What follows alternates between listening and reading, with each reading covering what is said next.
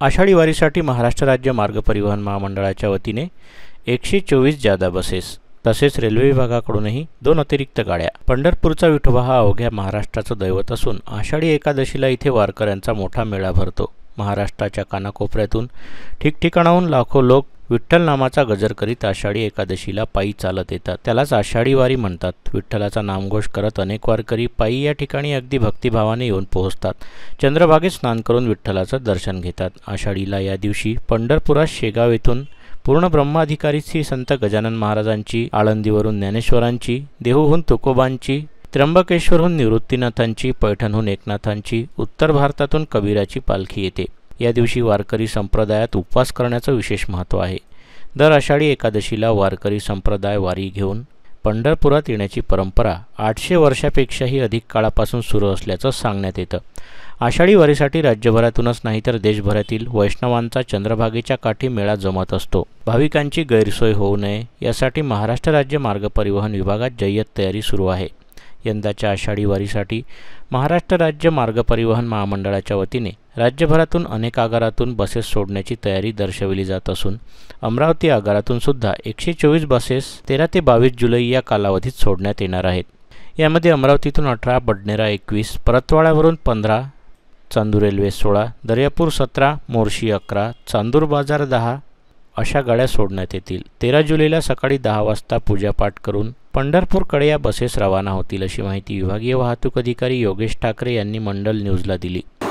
दरवर्षीप्रमाणे भाविक भक्ताकरिता राज्य परिवहन महामंडळ अमरावती विभागाने पंढरपूर यात्रेच्या एसटी बसेसचे नियोजन केलेले आहे। यावर्षीची यात्रा 13 जुलै ते 22 जुलैपर्यंत आहे।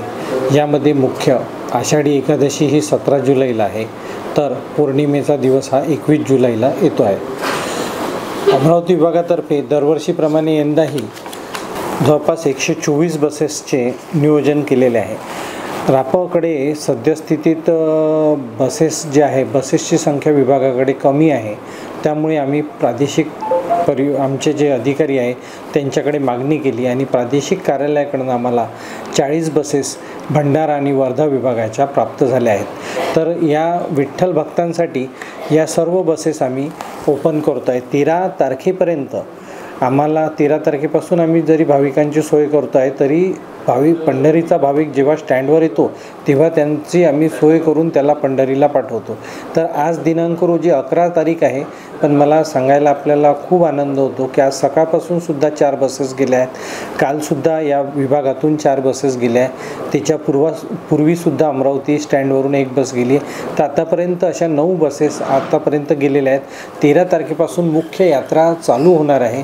या यात्रेकरता एक 12 लोकांची अमरावती विभागातील पर्यवेक्षकाची टीम ही सुद्धा उद्या पंढरपूर यात्रेकरता रवाना होणार आहेत। आमचे विभाग नियंत्रक माननीय श्री निलेशजी बेलसरे साहेब हे मुख्य विभाग नियंत्रक म्हणून तिथे यात्रा पेंडॉल भीमा स्टँडला वाहतुकीची देखरेख करणार आहेत।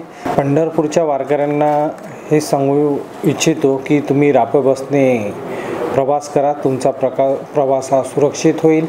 तुम्ही विठ्ठलाची आराधना करता, त्याचबरोबर महामंडळाला सुद्धा भरभरून महसूल मिळावा अशीच या ठिकाणी यात्रेद्वारे महसूल भरभरीत मिळावा अशी अपेक्षा व्यक्त करतो। धन्यवाद। त्याचबरोबर अमरावती रेल्वे स्टेशनवरूनही अमरावती ते पंढरपूर आणि पंढरपूर ते अमरावती या गाड्या 13 आणि 16 जुलै दरम्यान धावणार आहेत, ज्यामध्ये नया अमरावती येथून 13 जुलै रोजी दुपारी 2:40 तसेच पंढरपूर येथून पंढरपूर ते अमरावती सायंकाळी 7:30 वाजता सोडण्यात येणार आहे।